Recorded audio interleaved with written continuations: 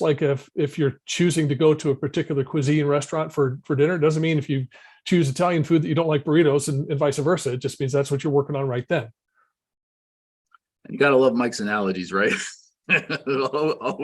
always pulling them out. Very, very good. I refrained from referencing fishing. Cool. All right, and this is kind of an illustration of this. This is what we, the message we try to drive home here. And this is my first question. Anyone says that, how much business currently are you getting on LinkedIn, or how much currently you're getting in your digital marketing, right?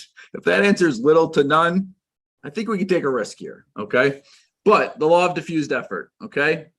You can see as you to many people here, where's your effort going? Who are you talking to? What message are you getting through?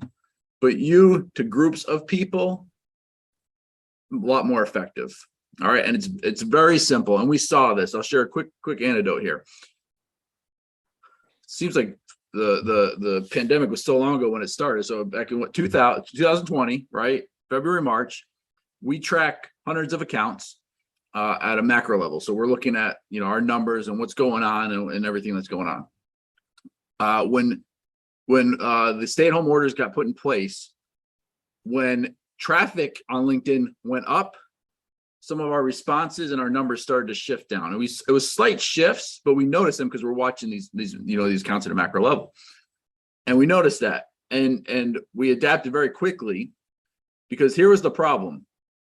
Our messaging was too generic. It was working and we were getting great numbers because there wasn't a lot of noise on LinkedIn, right? It was very specific. Once everyone was at home and all of a sudden, what do I do?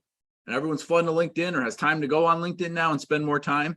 There's so much more chatter, so much more messaging, so much more posting, all of these things, that our messages started to decline. So when we changed this and we really focused on niche, something we always talked about, we never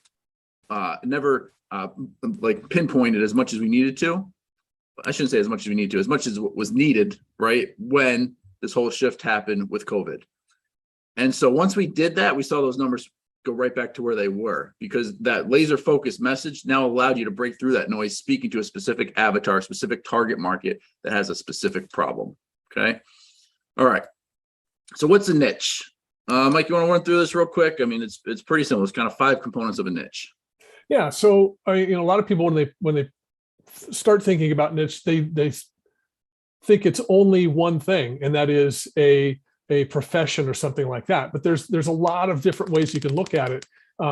You can niche to a strong market demand there. You can think about where there is no real competition. So some people refer to that as clear water, right? Or blue ocean. Blue ocean. Yeah, exactly. You can think about the areas of things that are professionally and personally satisfying to you, where you as the advisor find some real joy in doing. Obviously, high profit. This is not a social program for most of us. We're working to feed our families and to provide for a future.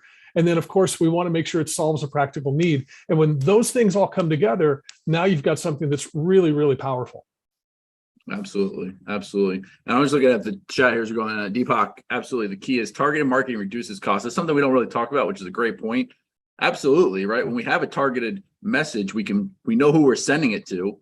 It's going to be more effective, and we're not just blasting it out there, which is a lot of strategy. We won't name names, but it's the strategy of a lot of our competitors.